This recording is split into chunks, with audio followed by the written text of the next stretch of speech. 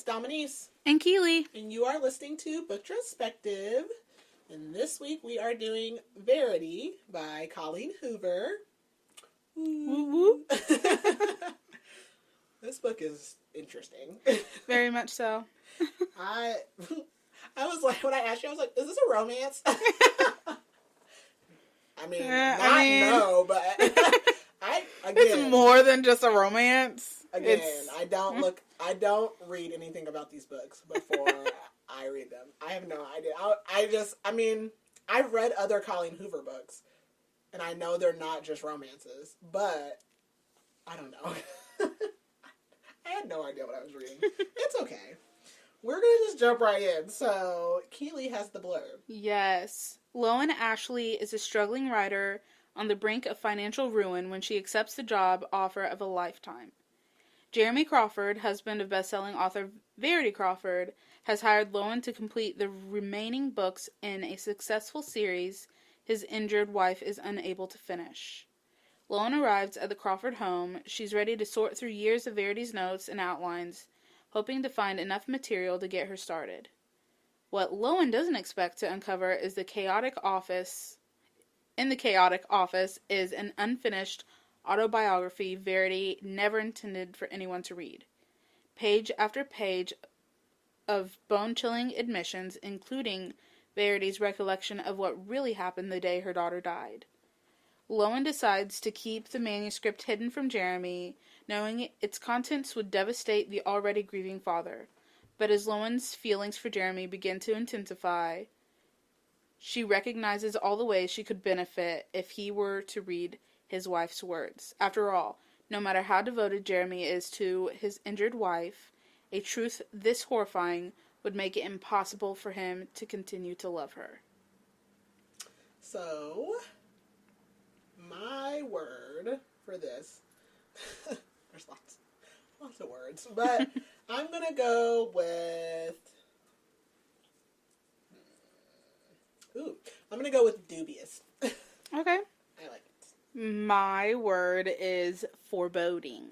Ooh, I like that one too. So, again, I was prepared. I have my spoiler-free summary. So, we meet author Loan, who is a bit of a recluse, and her mother recently died that she was taking care of. And she basically kind of has a ton of debt, and she needs to get back to writing to pay off her debt, make some money. And she gets offered a deal by Jeremy, who is the husband of a very famous author, Verity. Loan really isn't a famous or popular author. And we find out that Verity has some medical reasons that have prevented her from being able to fulfill her contract. So they want Loan to kind of take over that contract. And so she's hesitant because Verity has big shoes to fill. But she agrees, and she decides to go and kind of dive into Verity's office and kind of research her work, get a feel of how Verity writes, who Verity is. And she really stumbles into a situation that she was not prepared to be in. She starts to uncover lots of information and starts to put herself in positions, very compromising positions that she should not be in, that are professionally, or very unprofessional, I should say. And things really just do not appear, or are not as they appear to be. And so she really just has to make a decision to either walk away completely or potentially ruin what is left of a happy home. So that's about as spoiler-free as I can get. So if you would like to remain spoiler-free, this would be your sign to exit. Because there are spoilers ahead. Yes. So we're going to get right in. Let me get my notes pulled up here. So before I start this, I guess there's just like some triggers with this one. There are not that my notes are super graphic, but there's just a lot of triggers in this novel, like child abuse, trauma. I'm sure if you pull up the novel, there might be better triggers. I might have to pull them up and look at them and put them in the show notes.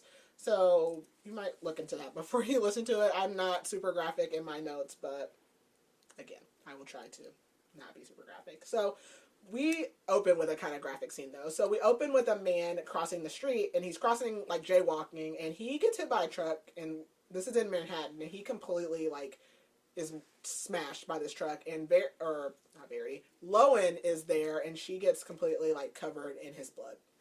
And I want to pause and talk about this real Yes. quick. Like, this opening scene is extremely graphic. Like, goes into detail about, Yes. like, the Everything. sounds and, like, extremely graphic. Like, you can visualize this entire, like, I can see it, and I, like, read this, like, weeks ago, so I can see, like, I was there. So it is very, very graphic. And as a true crime girly, and, you know, I like for the most part, like, I'm not so gory, but yeah. I like the gory details, so I was all for it. But yeah, if you're not used to that, then you're like it's literally the first thing you're reading. You're gonna be like, what am I reading? Again, I didn't know what I was reading, so. And I did an audiobook too, so. So yeah, so that's like the very first thing. So Lowen is like on the street, and this guy is smashed in front of her. His blood is completely covering her. We start to get a little bit like of her inner thoughts, which is that like she didn't just move here, but she moved from Virginia 10 years ago, and she's kind of like thinking about why she moved here and how like not normal or normal these occurrences are. And a random man comes up to her, is asking her, is she okay? He grabs her and kind of takes her to a coffee shop bathroom to help her clean up. And we are introduced to who we find out is Jeremy. And he's like trying to clean her up in the sink, offers her his shirt or jacket. And he starts talking about himself, and he says he's had to experience horrible situations because he said he pulled his 8-year-old daughter, who drowned, out of a lake 8 months ago. So, again, we are like 3 pages in. I don't know. We're not very far. Giving a lot of detail to a stranger, though, like... Yeah, like, who was probably, like, traumatized. You're standing in... I don't know if I can't remember if they're in the women or men's bathroom, but they're both in one of these bathrooms. There was somebody at the door, because they locked the door, and you're covered in blood from head to toe. She's on her way to... what we find out is, like, to meet with her agent and a publisher, but somewhere important in the middle of a morning in Manhattan, New York. And this random guy is telling you that his daughter, not only did she die 8 months ago, but she was 8, and he pulled her dead body from a lake. And then she says, oh, well, my mother died last week. Like, y'all are having a hell of a time. There is a lot of problems in this bathroom. And so we also learned that she's an author, and she's headed to meet her literary agent, whose name is Corey. And she also used to date Corey. Poor boundaries. You know, that might be the theme of this book. Poor boundaries. And she basically is telling us she's a loner. She's really has a lot of paranoia of others. She tells us she is a chronic sleepwalker. It hasn't really been an issue, but she has a history of being a chronic sleepwalker. Her mother wouldn't let her go a lot of places because of that, like probably like sleepovers and things like that. And her mom was actually like scared of her because of her sleepwalking. And Jeremy helps her get like cleaned up, and he's like, he's got to run, she's got to run. But they run back into each other because they are headed to the same place. And so he says that his wife is actually a writer. And Lowen is still giving us her inner thoughts, and we find out that she's actually pretty broke. She said she could not afford the 2-bedroom apartment that she's living in, but her mom, like, was determined to have her own bedroom when she was dying. And her mom basically, like, promised to leave her money in her will, but then, this is so crappy, but then, like, before she died was like, yeah, I don't have any money. Ouch. And her meeting was actually scheduled for like 9:30, but her agent told her 9 because she's normally late to stuff. So she actually was like on time, and even with this blood splattering fiasco this morning, she still gets there early. And so Corey doesn't expect her to be there, and he actually really doesn't know what the meeting is about, but he knows it's a new publisher. And she gives us a little bit of backstory on Corey. She says that Corey fell in love with the protagonist of her first novel and thought that she would be similar to the protagonist that she wrote. And so that's why their relationship didn't really work work out. And that's essentially why we like find out that she's such a recluse of an author, because she's so afraid of her fans not liking her because she thinks that they'll expect her to be the characters that she writes. So she doesn't even she doesn't want to do tours and do signings and all those things because she's had such a bad experience with Corey, which again, Corey had no business having a relationship with you because he's your agent. But he basically was the only one who ever responded to her emails when she was trying to get her book out there, and that's because he had already fell in love with the protagonist of her book. She also tells us about Verity. So Verity Crawford is an author who is ill with we don't know what, and she can't finish her contract, but she's a super huge, think James Patterson. Yeah. Think Colleen Hoover. I mean, think something like that. And she's got a 9-book contract, and she's got 3 books left, and she hasn't been able to finish those. So we go into this meeting, and there is Corey, there's Lowen, there's Jeremy, and then 2 of the publisher people. And they want Lowen to take over the contract because they say that her books are similar to what Verity writes, and they're going to pay her $225,000. And we learned that Jeremy is Verity's husband. Lowen doesn't want the job because, again, she doesn't like press. She doesn't like all the attention. And Verity is very popular. So not only does she not want the attention with her own stuff, but then she's going to be stepping into the shoes of this popular person. And even though, they're telling her, she can be, a ghost writer type thing and all kinds of things, but she just doesn't want to do it. She's already made up her mind that she's not going to do it. And we kind of learned that Verity was in a car accident and hasn't fully recovered. So that's why she can't do her job. Jeremy tells her that Verity actually has read her book, which was titled Open Ended, and it was her favorite. And that's why Verity was the one that suggested that Lowen takes over the rest of her book deal. And then he says that their daughters died, which remember he just told her that he pulled his daughter, singular, from a lake 8 months ago. So now we find out that there was actually daughters, which were twins, and one died 6 months before the other. So, yeah. This seems like something I don't want to be involved in, but okay.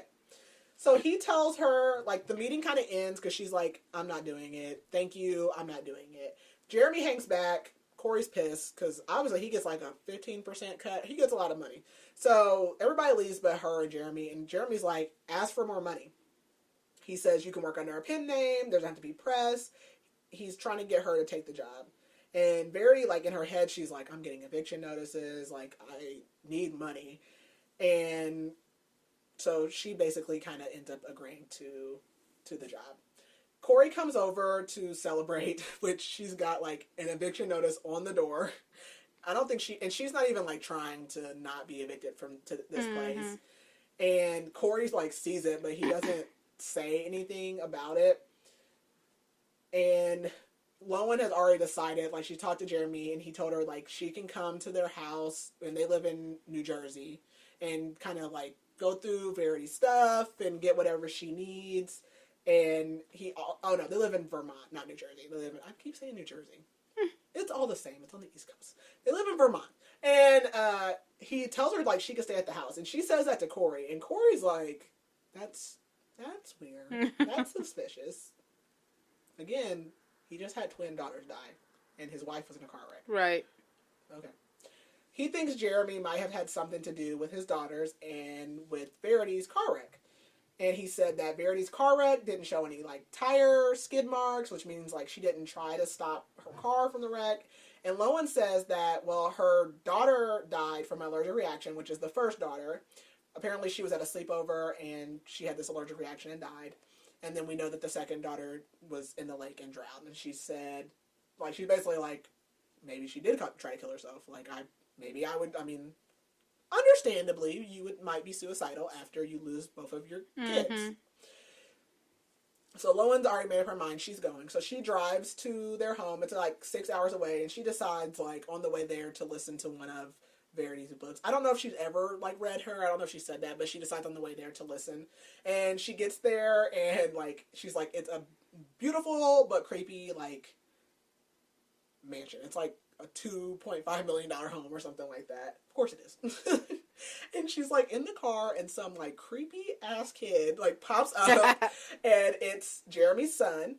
And she's like, so she gets out of the car, she like follows him up, but he slams the front door in her face and she's like, this little kid's an asshole.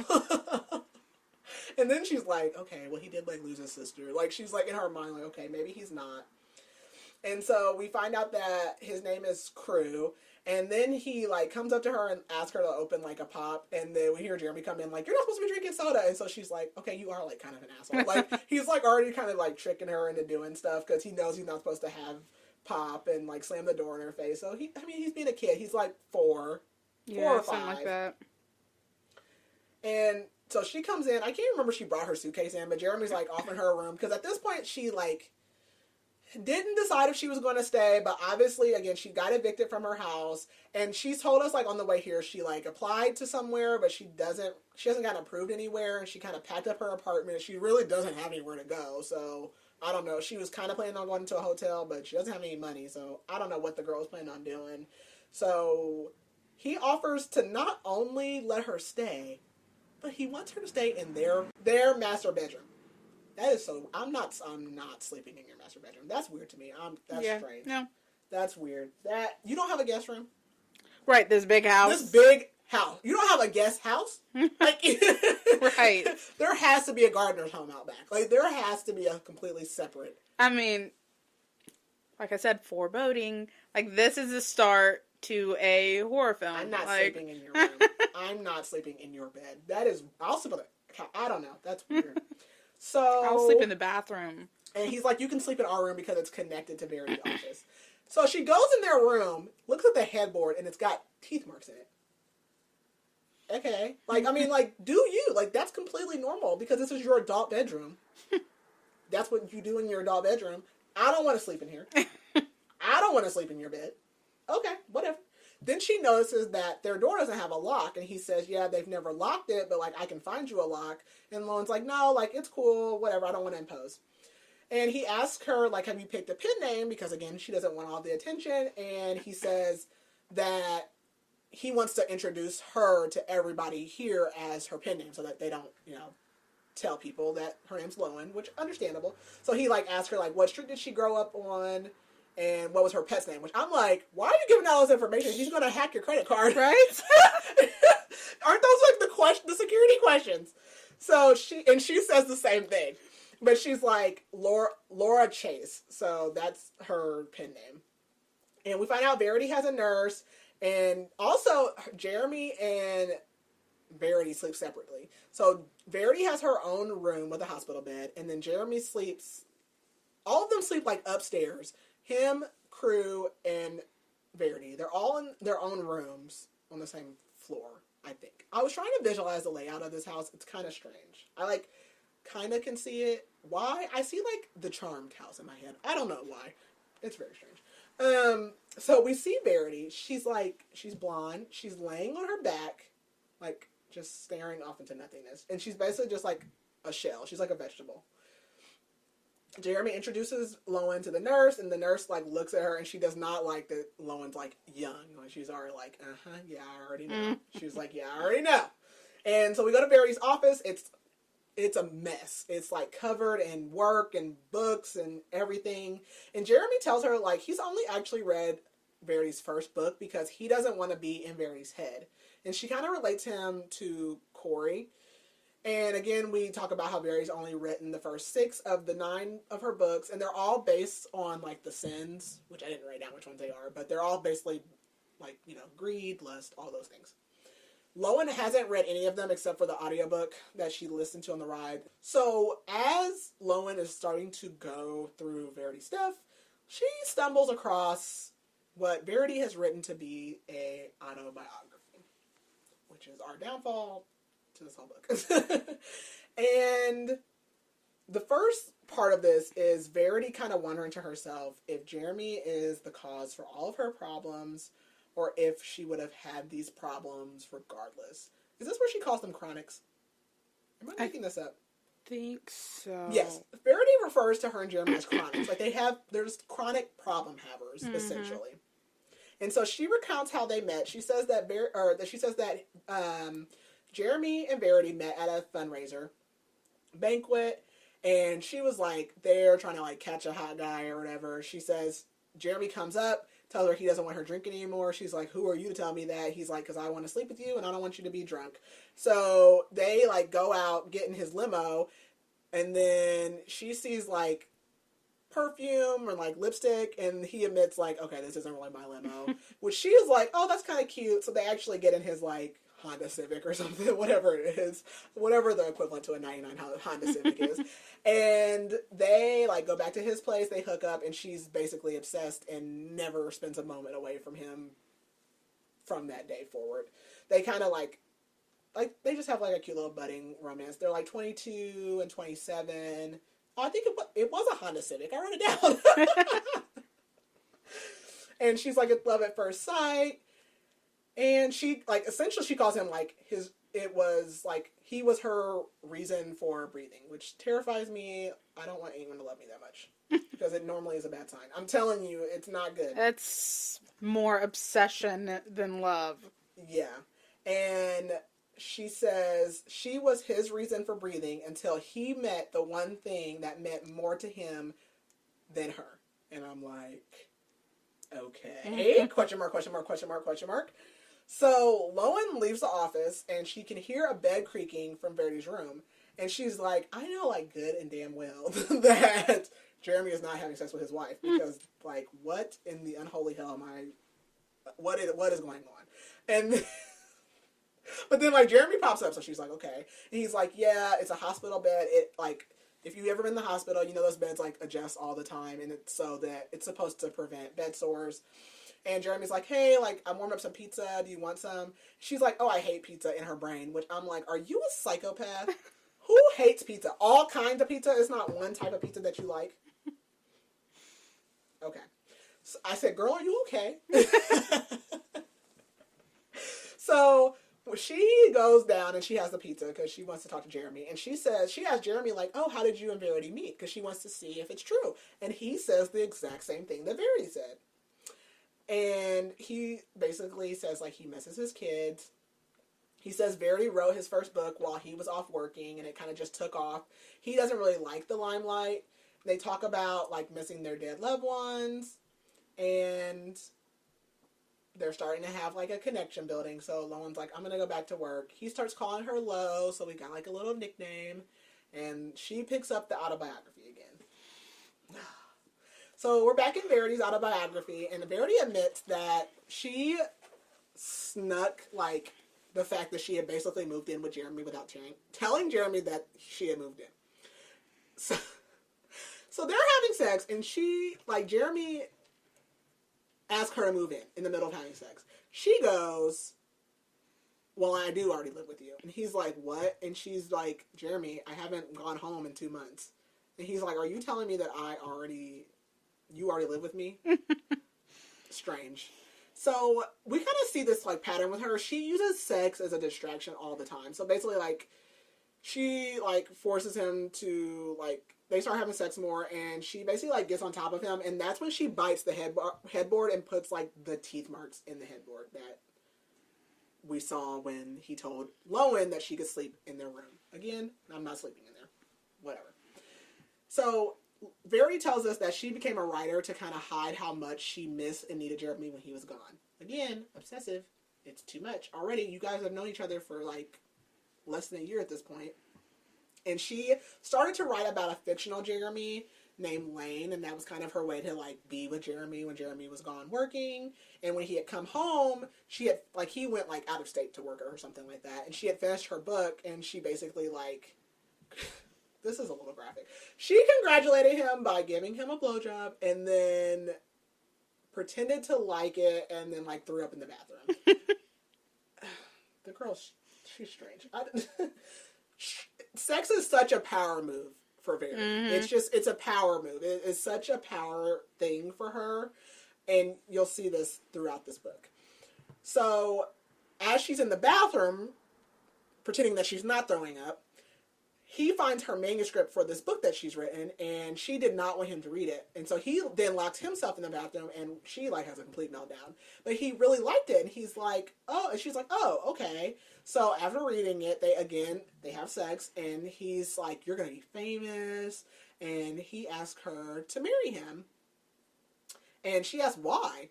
And he actually already had a ring, because she's thinking, like, you're just, just saying this. But he had actually already planned it. And she says, I was happy for 2 months until I realized that the night that I got engaged was the night that I got pregnant. And she's basically like, that night was stolen from me by getting pregnant that night. Yeah. So then we go back to Lowen. Lowen gets a call, and she finds out that she was denied for her new apartment because of the eviction. So she is kind of like stuck at Jeremy and Verity's house at this moment, because she hasn't gotten paid by Jeremy and Verity yet, and she doesn't have anywhere to move to. So she's kind of stuck at their house. Jeremy offers her a loan. I'm like, no, girl. Too many lines are being crossed here. Jeremy offers her a loan, though, and she refuses, thank God. And she's like, she's basically just going to stay with them for a couple of weeks. In their master bedroom. Again, like, there's no other rooms. Give me an air mattress. Something. And I will stay in Crew's room. He can't sleep with you. Oh my God. Okay. So Lowen is supposed to be in Verity's office working, but she's like watching out the window, and Jeremy's out there like playing with Crew, and she's really like watching. Oh no, he's not even playing. He's working on not the deck, the dock.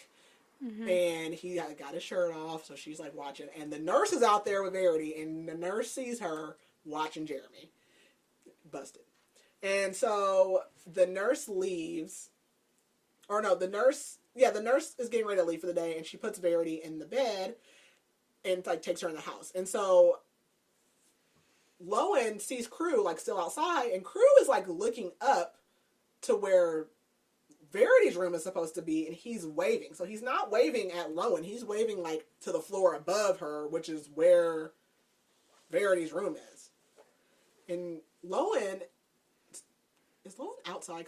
I don't know. I don't know where Lowen's supposed to be, but Lowen somehow sees the curtain in Verity's room close. And she is shooketh. So she goes up to Verity's room, and she's like, Verity's just laying there on top of the bed with her eyes closed, and she's like, the fan's going. And I said, yeah, all right. Yeah, right. And so she says the nurse, April, said that the TV was on, but the TV's not on when she gets up there. And Lowen hightails it up out of Verity's room. She's like, it's creepy up here. I'm not staying in here. So we go back to Verity's manuscript, her autobiography. Verity is very condescending when she talks about like physical health and her image. She did not like her mother. She calls her mom fat, neglectful. She like talks about the food that she ate. She resents her baby, and she feels like it stole Jeremy from her. She starts to notice like her baby bump, and she's disgusted. She wants to like work out 3 times a day. She's trying to figure out how she can have her baby before the 3rd trimester, because that's when your body is like most hurt and goes through changes the most. And she's like, oh, most babies are like fine if they deliver early. No, girl. No, they're not. No, absolutely not. But Jeremy loves her being pregnant. He loves her pregnant body. He thinks it's a girl. I put twin girls. I don't know when they found out it was twins, but this is their twin girls. So he thinks it's a girl, and we find out that it is the twin girls. And she's meanwhile like praying for a miscarriage. She does not want to be less important than these girls to Jeremy. She is sick. Verity is sick. So she is like taking sleeping pills. She is drinking wine. She asked Jeremy, do you love the kids more than me? And he says yes. Why would you ask him that? Like, why? Like, I said, she is tripping. So this crazy psycho ask him this. He says yes. So she goes in the bathroom. This is extremely graphic. I am so sorry. She goes in the bathroom and takes a wire hanger and tries to abort herself for a half an hour. Yeah. And so while she had asked Jeremy this, they were like in the middle of having sex, and I can't remember if she feels the baby move or something, but basically she's pissed off because they stop having sex. Jeremy falls asleep without finishing, which, so, like, again, sex is her whole thing. It's like her power move. So she's like, how can he just not care about me, fall asleep, like, not even finish, like, don't care. And then she goes in this bathroom and tries to do this, and it's not successful. And, yeah, so then the babies are born. So they are the twins, and she ends up naming them Chasten and Harper, because those were two names that Jeremy offered up, and she disliked them the least. And Chasten has a scar on her chin, which she thinks is from the hanger. And Jeremy's like, what is this? And the doctor says, oh, sometimes twins, like, can hurt themselves, like, scratch each other or something, like, in utero. And sometimes they have scars. But Verity's like, yeah, I think I might have poked them. She's like, no matter how hard I tried, they're still here, and all they got is one little scratch. I'm like, I'm listening to this, and I'm like, this lady is unhinged. What is, like, I don't know. This is surreal. I'm like, this is wild. This is a wild ride. So, Lowen puts the book down. Because every time, like, the more she reads through this, she is, like, getting sick. Like, she cannot believe what she's reading. Because, girl, you don't have no business reading this. So she goes to the room, and she does find a lock on her door. And she tells us that Lowen wanted the lock on her door to keep the family safe from her. Because, again, she told us she was a sleepwalker, and she feels like that will keep everyone else safe. Jeremy tells Lowen he needs to go to the store, and she's like, oh, actually, can I go? Because Lowen says she needs to get, like, some tampons. And so while they're there, they run into some of Verity's friends, and of course, they're suspicious, because, one, Verity's whole condition is, like, very suspicious to everyone, and then, obviously, you see Jeremy here with some, like, young woman, and they think that he's cheating. Jeremy, like, he does, like, stick it to him, though, a little bit, because he's like, oh, he asks how someone is, but the name is actually the name of whoever the girl's cheating on her husband with. So, he kind of sticks it to them. So, when they get back from the store, Lowen finds Crew with a knife, and he tells her that his mommy tells him not to touch her knife. And so she asks him if his mom talks to him often, and then Jeremy comes in, and Crew actually falls with the knife, and he ends up getting, like, a cut on his chin. And then Crew tells Jeremy, like, that he didn't have the knife. He fell out of the bed, and Jeremy asks to go check, but when they go back, the knife is gone, because they were in Verity's room. And Lowen knows, like, she saw the knife, the whole situation with Crew, but now all of a sudden, they're gone. And when they go into Verity's room, she notices that Verity's head is turned, and is, like, basically, if you can imagine, Verity's, like, laying on the bed, like, flat on her back, staring at the ceiling. Lowen's, like, on the side of the bed, like, off to the, like, if you can imagine, like, the bed's in the middle of the room, like, probably has, like, the little night tables on both sides. So there's room on both sides of the bed. Lowen's on, like, the floor, like, looking down. She looks up, and Verity's head is, like, turned, because this is what I'm imagining, turned and, like, looking at her. I would have screamed. I would have run. And she's like, and that's basically what Lowen did. She was like, it scared the heck out of me. Because Verity has, like, turned her head and just, like, is staring at her. Ooh, I have chills. So, we go back to Verity's manuscript, and Jeremy is still, like, concerned about the scar on, is it Chasten? I think it's Chasten that has the scar. One of the twins. Yeah.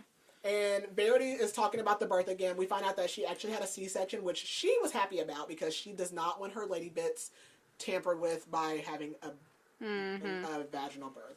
The lady's crazy. Yeah, it was Chasten, because she calls Chasten the scarred one. And then Jeremy, like, asks her if she wants to breastfeed, and she's like, absolutely not. And he's kind of like, I mean, like, that's better for them, and she's feeling forced. And Jeremy's, like, disappointed. She's really being ridiculous, and Jeremy's like, it's fine, we can just use formula. And so then she starts to feel supported again, because he's like, okay, we can use formula. Lowen is in Verity's office, and she starts to find pictures and asks Jeremy why Harper is not smiling in any of their pictures, and he tells her that Harper was actually diagnosed with Asperger's, which is a form of autism, when she was 3 years old. Lowen and Jeremy hug, and they almost kiss, but Crew comes in.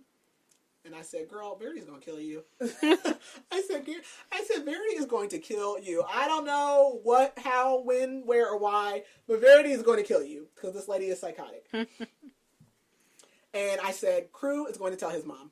I was like, Crew's going to tell her. I don't know what is going on in this house, but I said, Crew is going to tell her. So again, they were looking at pictures of like the girls, and Crew starts to have like a meltdown because of the pictures of the girls.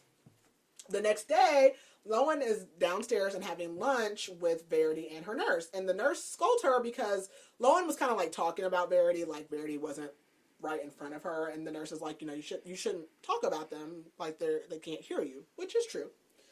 So then we kind of go back to the manuscript. So Verity tells us that when Jeremy went back to work, she was actually very happy because what she would do, this is so awful, you guys.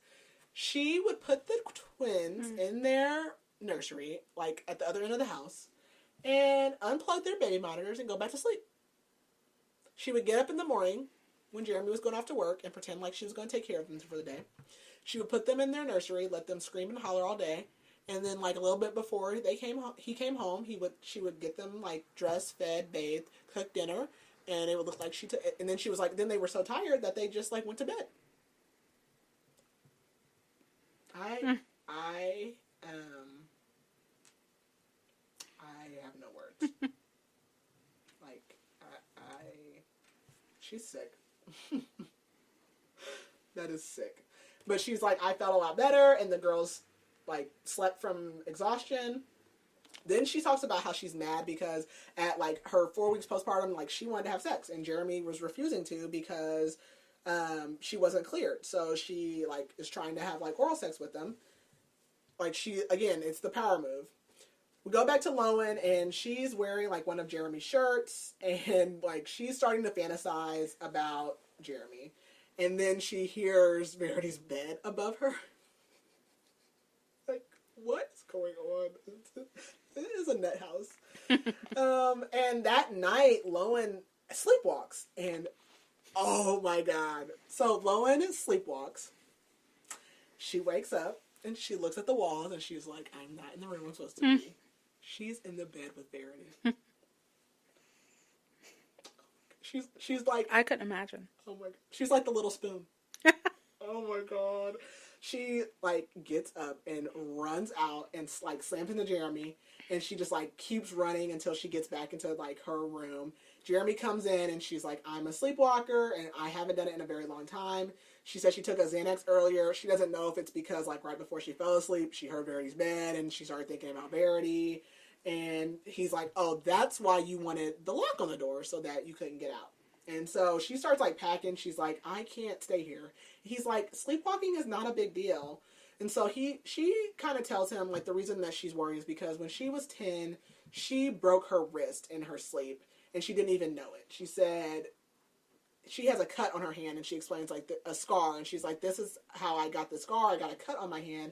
She said she literally climbed up on her like porch railing and stood there for an hour and then like jumped off and then just got up and walked away and went in the house and went to bed.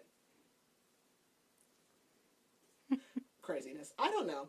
So he talks her into staying the night, and he lays in the bed with her. Tisk, tisk, tisk. And he suggests putting a lock on the outside of the door, and I said, nope. Absolutely the hell not. Nope. No. That is such a bad idea.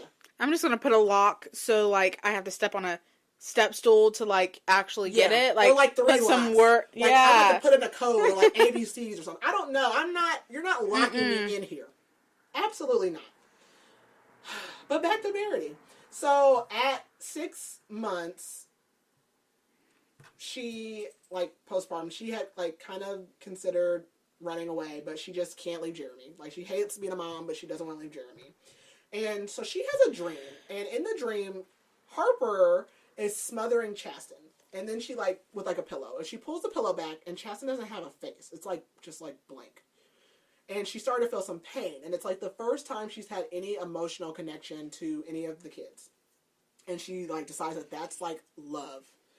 And so she now has love for Chasten and hates Harper. Because Harper, she's like, this is a sign that Harper is going to do something to Chasten, and that starts us down a very dark path. So the girls are crying, and she has decided, like, she's going to have sex with Jeremy, and during that, the girl starts crying, and she's like, it's fine, like, let's finish, and then I'll go take care of him. Like, she unplugs the baby monitor. So when she gets up and goes down there, she looks at Harper, and, like, she's going to kill her. She literally tries to shove her fingers down her baby's throat and choke her to death. And Jeremy ends up coming in because it's taking her so long, and like, Harper starts to, like, spasm and, like, can't breathe. And in my mind, I'm like, I don't know that your daughter was autistic. I think you cut off the oxygen to her brain, and that's what's wrong with your child later in life. Yeah.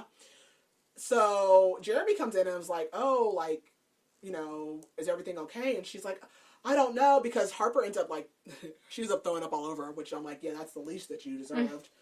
And they end up, because she was like, oh, because Verity's like, okay, I know about SIDS, like, I can just, like, pretend like this was, like, a SIDS case, I'll just, like, do this and put her back into the crib. It's wild.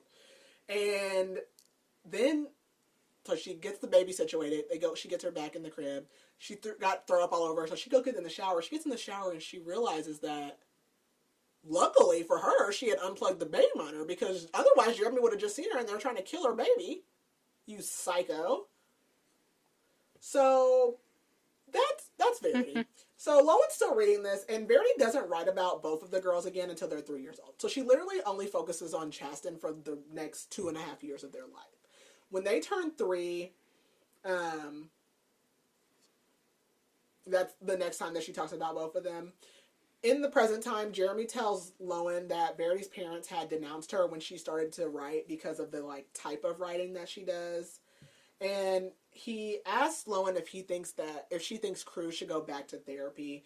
And because Lowen was in therapy because of her sleepwalking, she said, yeah, she thinks it's beneficial. I mean, with the girls dying and his mom and all that, it's beneficial. Because Jeremy thinks therapy just, like, keeps bringing up bad stuff.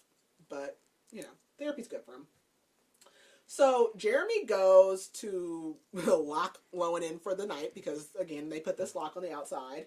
And he admits that he lied to her. He was actually the one who read her book. Verity has never read any of Lowen's books. Jeremy was the one who read Lowen's book and thought that she would be a good person to take over Verity's contract. Yeah, so back to Verity. Jeremy and her are having a spat. They have just moved into the house they're currently living in, and she has cooked dinner. And Jeremy threw her dinner against the wall. It's chicken and dumplings. And he's pissed off because I guess she enrolled the girls into daycare and because she's overwhelmed. And she says that she's more successful than him. They just learned that Chasten has a peanut allergy and he's worried that the daycare won't take care of her properly. And he basically is talking about, like Chasten's potty trained and she's learning her colors, and he's like, you never talk about Harper. He said he's so tired of her never talking about Harper. And he's tired of her treating them differently. And she basically tries to, like, explain it away by saying, oh, well, Chasten's smarter. What? Like, why would that go over well? And she says that Harper was suggested to be tested for Asperger's, so this is when they do the testing for that. And I said, probably because you choked her. Because, yeah, I don't think she has Asperger's. Yeah. I think you damaged her brain. And then, so she's like, we can afford for the girls to be in daycare, and she lies to get him to think that she's pregnant. So she's like, oh, she's basically like, we can afford for 3 kids. And he's like, what, you're pregnant? And she's not. And she basically has this plan where she's going to fake a miscarriage, because the girl don't want any more kids and doesn't need to have any. So Lowen decides to, like, skip over the chapters of her having Crew, because she does, like, at this point, Lowen's like, she doesn't want to keep reading about, like, her and Jeremy having sex, because she's jealous. Lowen has feelings for Jeremy now. And she's downstairs, like, watching TV, and she admits that tomorrow's going to be her birthday. She's going to turn 32. And Jeremy's like, oh, like, why didn't you say anything? Like, he's going to go make her a cake. And he comes back with pudding, not a cake. And he's like, I'm going to wait till midnight. I'm going to wish you happy birthday. They have, like, this, like, really, like, close moment, and, like, some pudding, like, gets on her face or thumb or something. They go to wipe it off, and they start, like, making out, and, like, it is progressing. They're on the couch, and then she looks up to the top of the stairs, And Verity is standing at the top of the stairs with her, like, with the Arthur, like, fist. Like, her fists are clenched, staring her down, and then she runs back to her room. I would have screamed, packed my bags, and been in the car back to New York. I would have been out of there. Gone. So, they run upstairs, they check Verity's laying in the bed, sleep, quote unquote. And they go to Lowen's room, and she tells him, like, please don't leave me alone. And so he locks himself in with her. And she asks Jeremy, like, does he think that she's faking? And of course, he doesn't think that. So Lowen starts reading the manuscript again. Verity says she actually did end up getting pregnant with Crew, like, 2 weeks after lying. But she says she really didn't care because she was making so much money, she could have a nanny. So, like, whatever. The nanny could take care of it. And Jeremy ended up quitting his job, so she didn't have to be a mom. And she says that she loved being gone on tours because Jeremy paid more attention when she came back. So sometimes she would lie and say that she was gone and just, like, book an Airbnb and pretend to be gone. This lady is nuts, man. And then she talks about what happened when they lost Chasten. So that was the first daughter they lost. She said that she was at home and Jeremy was the one that got the call. And she is blaming Harper for it. She said they were both at a sleepover, and the mom of the girl found Chasten unresponsive. Apparently the girls had snuck into some snacks that night because the mom knew about the allergy. Everybody knew, but they had, like, snuck in the dark and got snacks, and they just didn't realize that what they were eating had peanuts in it, and Chasten just didn't wake up. And she says when they come home that Harper just looks guilty. And she's talking about how after Chasten's death, her and Jeremy don't have sex anymore, and of course Verity's upset because that is her only reason for living. And Verity starts talking about ways that she could stage an accident to kill Harper, or that she should have killed Harper to prevent Chasten's death. Lowen is pissed, which reasonably, because that's psychotic, and she goes to Verity's room and she finds Verity's TV is muted, even though she knows it was left on, and she calls her an effing cunt. And she, like, is, like, screaming at her because she's just been reading her manuscript, and she's like, she's basically like, you're a psycho, like, I know what you did to your daughter, like, just saying all this stuff. And she tells her, like, she doesn't deserve to live or to be stuck in her body, and she's like, I hope you choke on your vomit. And she's like, Verity just lays there, she doesn't move, and she says she's going... She tells Verity that, like, she's going to have sex with Jeremy in their bed. And Verity lays there and pees on herself.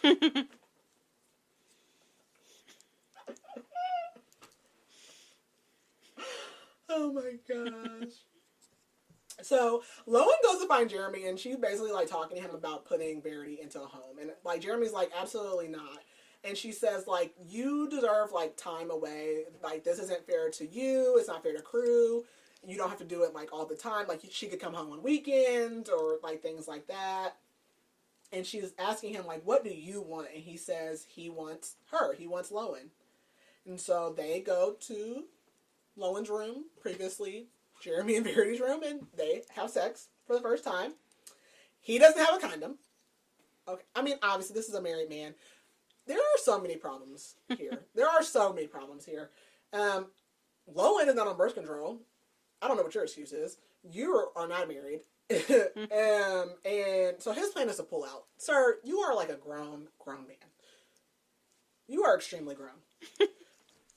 Okay. Lowen, now you're the psycho. This psycho, as they're having sex, she bites down on top of Verity's teeth marks. Who's obsessed with who? Who is obsessed with who?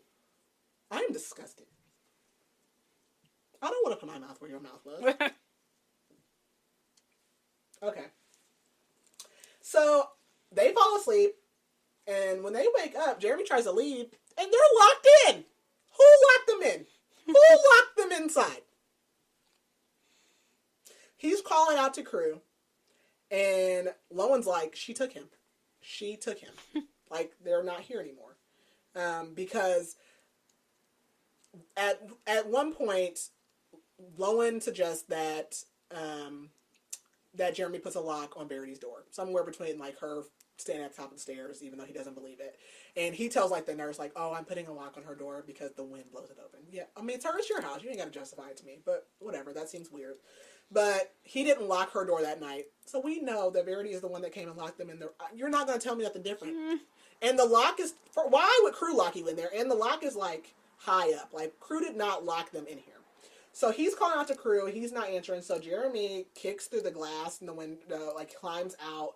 And then he comes and, like, lets her out. They run upstairs. Crew and Verity are both in their bed to sleep. And then we go to Verity's manuscript again. And she is talking about the morning that Harper is now going to die. And she talks about what she was wearing, what she smelled like. She talks about how Crew was crying every night for Jeremy and how he was sleeping with him. She said Harper never cried when Chaston died. She said that she knew Harper was guilty and she was writing all this down because she was hoping that Jeremy would understand what she had to do one day. I don't think he will, but okay. So she asked Harper if she was upset that Chaston died. And Harper gets upset, obviously, and runs off. And when Jeremy sees her, he's like, what's wrong with her? And Verity's like, oh, like, she wanted to go outside to the lake. And I told her, like, we can't go outside. Well, Jeremy's like, okay, well, I need to go grocery shopping. So, like, maybe you should take them outside. Spend time with your kids. And Verity gives us, like, a little back story about how they named Crew because they did used to always, like, spend time out there. And he was conceived at the shore, yada, yada, yada. So she decides that, you know what, I am going to take them out there because I'm going to kill Harper. And they basically have, like, a little boat or, like, kayak canoe thing out there. And she purposely does not have them wear their life vests. Essentially, they get in this little boat. They go out to the middle of this lake. She has them, like, lean like they're looking on the side because she knows how easy it is to flip this thing because they've done it a million times, like, on accident. And as they're flipping, she tells Crew, like, take a deep breath. And it flips. And she grabs him, swims him over. And then she goes back out to the lake. Or no, then she tells Crew, like, because Crew's crying, screaming. She's like, go get my phone, call Daddy, call the police. Then she goes to the lake and she just pretends to look for her, like, exhausts herself, like, screaming for her, swimming, doing all the things until the police come and have to physically, like, drag her out of the water. And Jeremy, like, comes out, runs right past her, like, dives in. What happened was Harper actually got tangled in a net that Jeremy had lost, like, some months ago. Because actually, if that net wasn't there, she probably would have came back to the surface, but she never did because she got tangled. And she was down for, like, 30 minutes, so she drowned. And what Verity says is she didn't anticipate how hard it would be for him to recover from this. Oh, okay. Because recovering from your kid dying is going to be easy. Let alone recovering from 2 of your kids dying. Right. Like, what?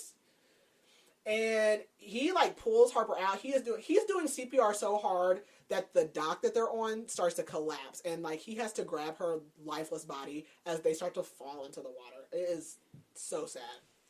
Lowen literally throws up as she's reading this. And, like, goes and takes a shot and a Xanax and goes to bed. Jeremy comes in and finds her and is like, why are you asleep in the middle of the day? And she's just, this whole time she's, like, been torn. Like, do I tell Jeremy? I'm not going to tell him. Like, is there a point in telling him? I don't know. And he says he found out that Jeremy's, like, come up with this thing. He says, oh, like, the door will lock if you slam the door hard. Okay, well, Jeremy, did somebody slam the door? Right.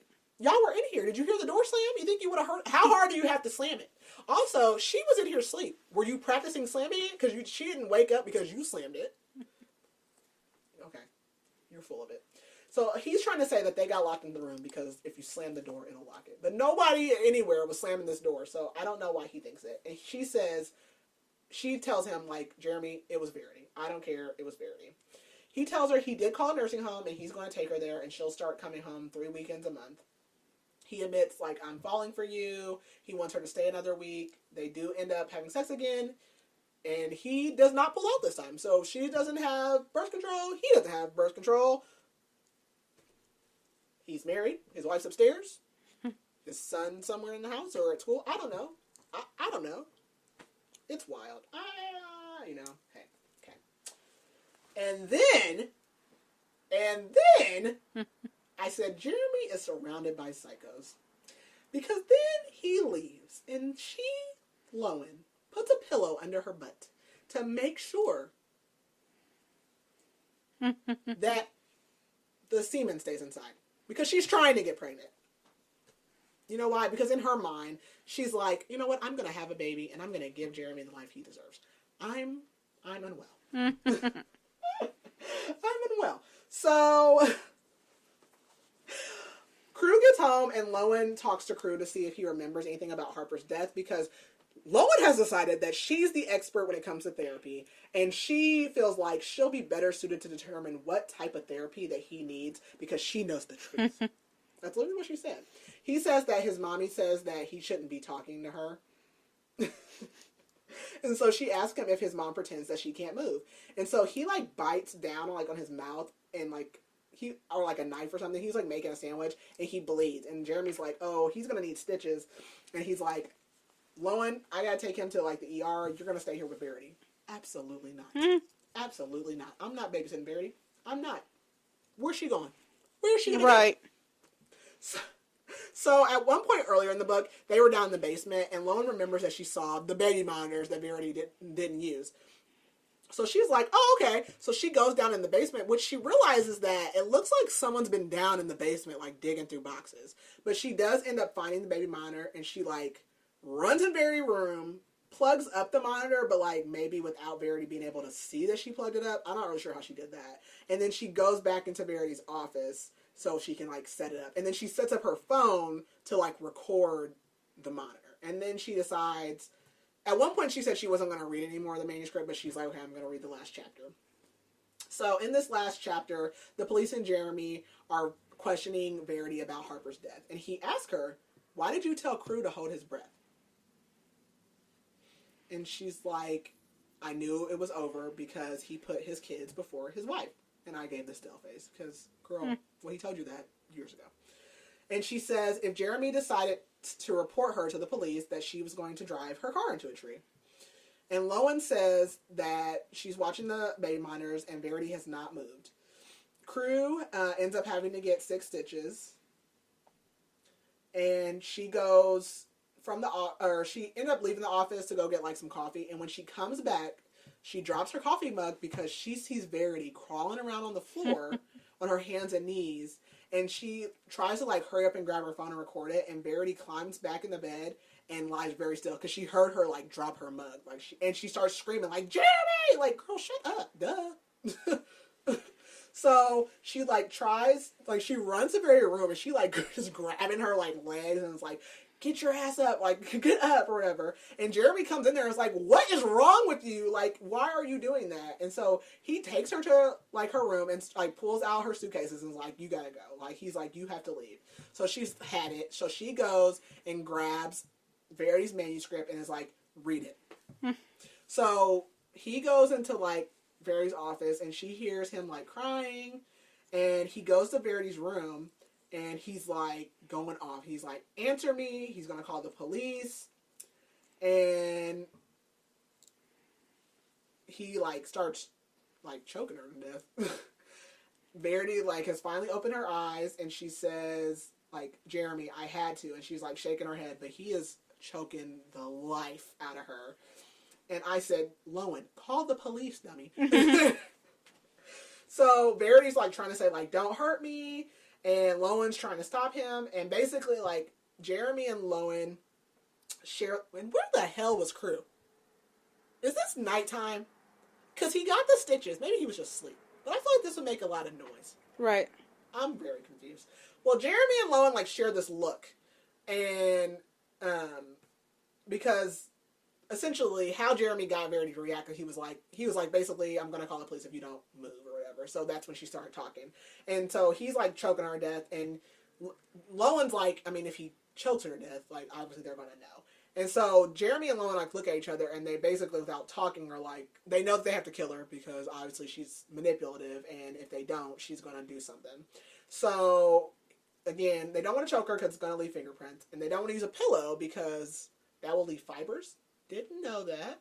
Okay.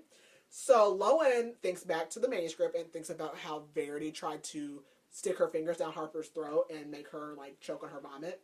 And she says, basically tells Jeremy to do that and make it look like an accident. So that is what he does. He chokes Verity, makes her like throw up. And I'm just saying, somebody sticks their fingers down my throat, I'm biting. Yeah, like what? And is there no evidence of that? Like, I don't know. Like, I don't know. I don't know. She dies. She dies. She does vomit, choke, die. All of that does happen. And he basically says, like, he's going to call the police in the morning, and, like, they're basically never going to talk about this again. Now, I put in my notes, because, again, I already said, like, where was Crew? I also put, like, okay, the baby monitor, because in my mind, I was like, where is Crew? Is he watching baby monitor? This does not come back. Okay. I have questions. So, at this point, I had to stop reading because I had to go Google the ending because I was like, this was too easy. I was like, I need more. But I'll finish. So, we go 7 months later. Okay. So, we find out that the next morning, Lowen leaves. Verity did die. Lowen goes back to Manhattan, and Jeremy starts to grieve, only in the public, because he's not actually sad. Lowen has just turned in her manuscript. She is pregnant, and she's due in 2.5 months. Jeremy's excited. She moved in 2 weeks after Verity did die. They're going to sell the house because they don't want to live there. And they actually are living in North Carolina now. But they're back at the house because they need to clean it out. And Crew comes up and says, like, he found some stuff in his mom's floor. Which, if we'll remember, when she saw Verity on the baby monitor, she was crawling around on the floor. So he gives Lowen, like, a stack of papers. And Lowen goes to check the floor where the papers were. And so in the floor, she finds a picture of the girls, that knife that way back when that she had seen and Jeremy couldn't find, all that stuff. She finds that knife. And she finds an envelope with a letter to Jeremy. And she reads it. And so in this letter, Verity starts by apologizing. And she says, I'm sure by now I've left. So Verity's plan was to kidnap Crew and leave at some point in the middle of the night. She blames her career for being the end of her and Jeremy. She says, I'm sure you don't remember this, but at some point in time, she had been at a meeting with her editor in Manhattan, and Jeremy was there. It was a dinner. And the editor had suggested to her to try to do what she calls antagonistic journaling, which is because Verity writes, kind of like how this book is. She writes from the villain's point of view. Mm-hmm. And so her editor had suggested that she journaled that way. And Jeremy was there, but he was like too busy. She says he was reading an ebook, and I said, probably Lowen's. And so she was mad because she was like, he never reads her books. And remember, he said he didn't want to be in her head. And so essentially, what she is saying is that her manuscript, her autobiography, was fake. She said she planned to use this manuscript to teach others to do this writing activity, but she never thought that he would read it. So she knew that he had read it. She can't believe that he would think that she would kill her own daughter. She had caught him in her office after he had finished reading it. And I'm like, so why did he act like he had never read it? I have so many questions. And he had dragged her into their room and he had choked her. She woke up in the passenger seat of the Range Rover and had duct tape on her mouth. And she realizes that the manuscript, because of how she had wrote it, would be used as her suicide letter. Because at the end, remember, she said that she would drive herself into a tree. She wishes she would have died, but instead she had to pretend to be paralyzed. So she didn't die in that wreck. She woke up. She remembers the day she came out of the coma, and she decided to pretend. She pretended to be in a coma for 3 days, but he actually caught her with her eyes open one day. She admits that she had been talking to Crew this whole time. She looked for the manuscript and tried to delete it, but he had already did that, and she couldn't find the physical copy, which is the copy that Lowen found. She had opened a checking account when he left overnight to go meet Lowen for the new books. She knew that they were falling in love and having sex, and she knew that Lowen was taking over her job. She admits she locked the door, and that was when she had wrote this letter that she's reading currently. She says she doesn't hate him because he loves their children.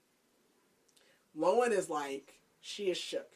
She doesn't want to believe it. She's second-guessing herself, and she's like, Jeremy can never read this. She realizes, like, Jeremy never lied to her, because Jeremy never said that he hadn't read the manuscript before. What he said was, where did she find it? Mm-hmm. So he didn't lie. So she puts the knife in the pitcher's bag, and she literally starts eating this letter and, like, flushing pieces of it. And Jeremy, like, comes up. He's like, are you good? In the bathroom. And she's like, oh, yeah, I'm fine. And she's like, I'm not going to tell him. He would never forgive himself.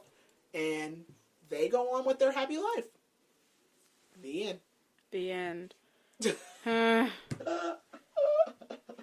That story was a wild ride. Oh, my God. Okay. So, thoughts, rating. Okay. I feel like I rate everything the same. I give it a 4 out of 5 again. For me, like, the only things I didn't like, I feel like there's plot holes. Because, like, again, where was Crew? Yeah. I feel like there were some plot holes. I felt like I said, I Googled at the end because I was like, that was so easy. It was, sometimes I like predictability. It was predictable. Because I was like, I don't know. I was like, it's either Jeremy or something's wrong with Verity. But, yeah, I don't know. But I do feel like there were some plot holes. But, I mean, it's why, it's crazy. It's just, it's unhinged. I don't know. That might be, like, the most wild thing I read. I don't know if I read anything like that. I was like, wow. Yeah. Yeah, I rated it 4 out of 5. It was really good. Yeah. Definitely intense, dark, and twisty. Dark, yes. Again, I didn't know what I was reading, so is this a romance?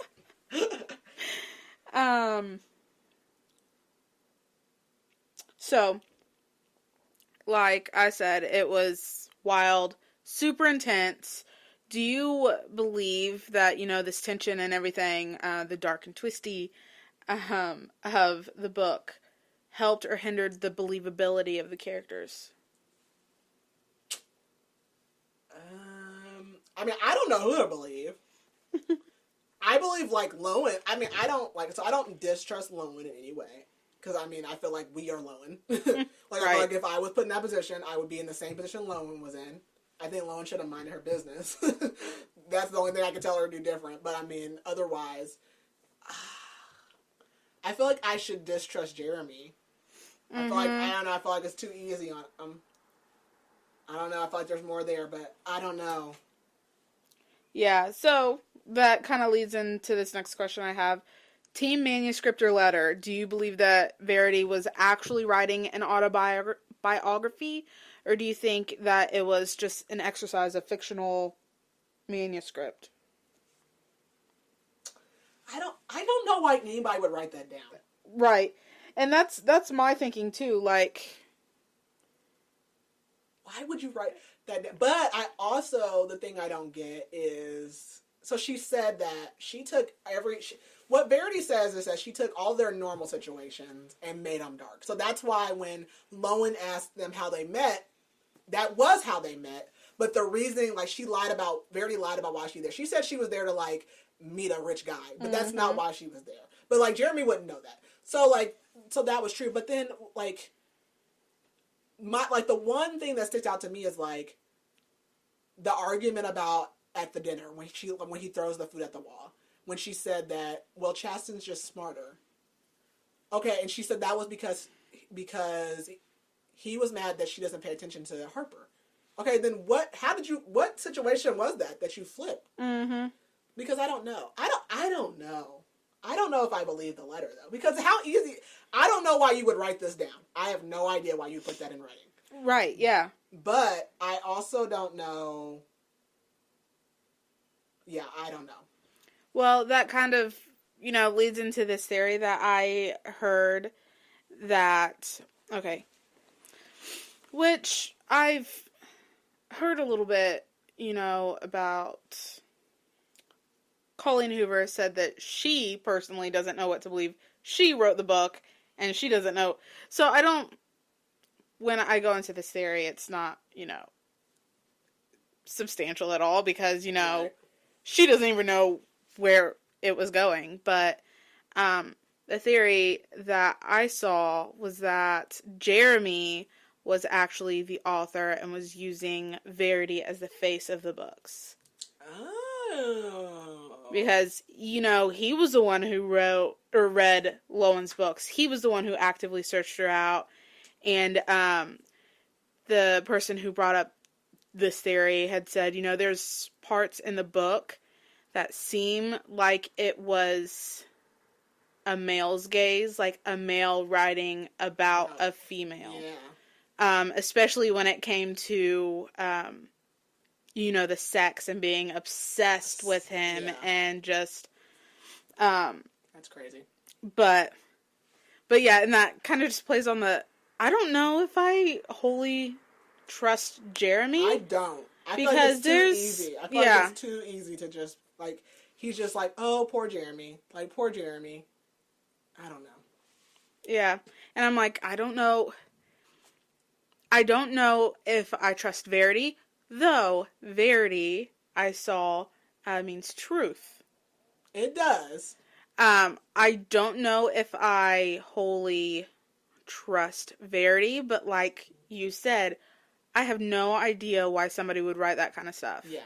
Like, why? Why would you write that down? If she really did those things, why leave evidence of that? Yeah. Why leave a confession?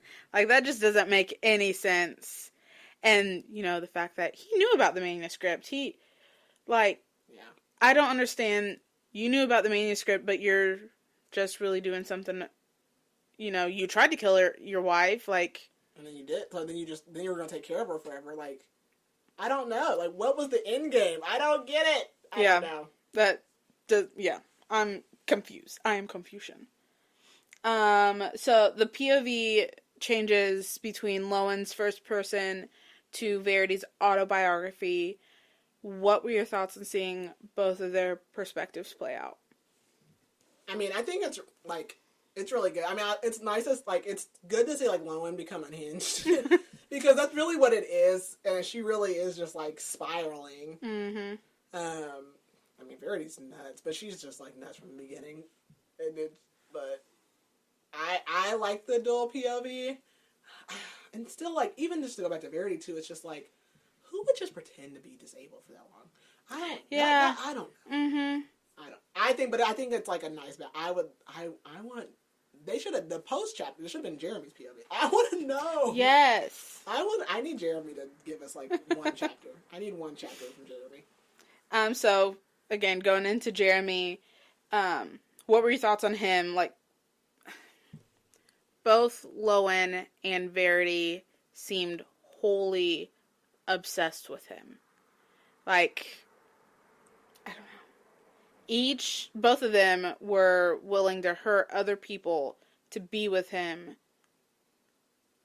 But what does he do to earn that loyalty? Yeah, I don't.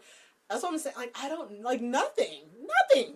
He's just a cute guy. Yeah, what really is so special about him? I guess with Lowen, it's the sympathy thing, I think. Mm-hmm. I can see it more so with Lowen, because it's not that she's fixing him, but that's what that is. Mm-hmm. I can see it. Now with Verity, I don't know what hers. Hers was just pure obsession, from the get-go, if that's true. But Lowen, it's more okay, I'm gonna do better. I'm gonna be. Hers is almost a competition thing, and I'm gonna fix him. He deserves that. But I don't trust him. So, earlier I was talking to you about the bonus chapter, and what I read in the bonus chapter. It was after Lowen had given birth to their baby. They named Nova. And New. Yep. And that was their thing. They wanted a new beginning, and they're pretty much hiding out, made this new life for themselves. But, and it picks up on the day of what would be Verity's 37th birthday. And Lowen is obsessed with the idea of outdoing Verity. So she's like, when Jeremy and I have sex, we're making love, like, but it's not like this mind-blowing, like, Verity had, and I'm jealous of that, but, like, it was weird. Like, yeah, like, you're gonna do that for the rest of your life? Like, at that point, I feel like she was more obsessed with Verity than she was Jeremy. Yeah, that's really what it is. It's like, I just want to, like, beat you. Yeah. Yeah. So, if there was a sequel, would you read it? Yeah, because I want Jeremy. I want it to be Jeremy in the sequel. I need to know. I think it would be really good if she did a sequel and it was Jeremy. Like, Jeremy was a villain after all, and, like, I think that would be really cool. Yeah. But I need Jeremy's POV or something. I need to know. I need more. And before we go on to our character castings, if you could ask Colleen Hoover one question about this book, what would it be? Well, she doesn't know the answer probably. So, let's see.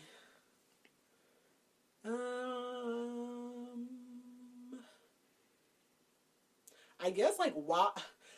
Okay, so if she would know the answer to this, because why... I want to know why, like, what is the end game for Jeremy? Because why is he taking care of her? Like, you tried to kill her. She didn't die. Is that guilt? Like, why would you continue this, like, charade thing? I guess. That's what, that confuses me. To me, I feel like it seems like, because we talked about them both being obsessed with him, but I think that he has, an obsession with them, too. Yeah. Like, I don't know. Especially when Lowen comes into the picture, like, that man was, like, all about her from the get-go. Like, move into the house, sleep in my bedroom, like. Yeah. But, my one question would be, I wrote this down and I didn't even, like, think of a question myself. Probably mine would be more so on on her process and how she got into the mindset to write this very dark. And being a mother herself, like, how she got into that mindset. Yeah, that's dark. Yeah, that's probably, like, I used to, like, I mean, I feel like, for me, like, growing up, like, dark was, like, Jodie Picoult. This is a lot. So, yeah. Whew. So, now, who would you cast? Okay. So, I stole this first one, which was Jeremy. I saw this, which was Richard Madden for Jeremy. Okay. And then for Verity, I think like a Margot Robbie. Is that who you had? That's who I had. That's so good. I think she plays crazy really good. Or like just like an unhinged, like I think she would do like the manuscript part to like act that out. She would do so good. And then for Lowen, I think like more of an adult Maud Apatow would be really good. That's hilarious. 2 in a row. That's good. Hey, it works. Yeah, I was really excited to, because I read this one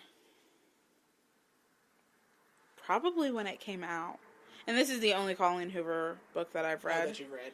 I've read a couple. So everybody's like, it's so different than what she normally writes. It's dark. Like the other ones, like they had like, I mean, they're not like happy-go-lucky. Right. This is dark. So our next one is Heart of Skulls by Ashley Early. Okay. And that'll be not Halloween, but the day before. October 30th. So yeah, that'll be good. Alright. That was good. So thank you guys for listening. Bye. See ya. Hey everyone, it's Dominique coming to you with a little bit of an editor's note. So when we recorded, I had not read the bonus chapter and Keely wasn't giving me all the good details. So I did go read it and I sent Keely a message like my mind is completely mush now because it already was like goo and now it's like goo mush because I hate love all these characters. I don't trust a single soul in that household. I would like to trust Lowen, but she's just so psychotic and was so quick to be psychotic with them. I don't know. Crew is like a little Damien. Like, he's a little psycho. I mean, I have gone down the TikTok rabbit hole at this point because I am still 100% team manuscript because I just can't let Verity off the hook. I don't know why you would put that into writing. And the more I thought about it, not only did you put it into writing, you printed off a copy, like you put it into a hard copy format. I know people are saying like maybe Jeremy wrote the manuscript. Maybe he's been the writer the whole time. I don't know if I 100% believe that. It's an interesting thought. I still don't know if I get behind it. I don't know. I don't know how I feel about that one. There's been theories like, was the nurse in on it? Like, did she know that Verity was fine the whole time? Also, like, people pointed out that the cover that is like the dark cover with the yellow on it, like that is Harper in the freaking fishing net. This book is so good. I almost want to change my rating to a 4.5, but I know people like do not like Colleen Hoover. The books I've read, like I'm definitely a fan of Verity. And I also read a theory or watched a video that this is the final book of the series that Lowen was writing because she had to write the truth book still. And Verity means truth. I don't know. I just wanted to let you guys know that I did go read the bonus chapter and all I can say is wow. Wow. And I wanted to throw in an editor's note. So, thanks.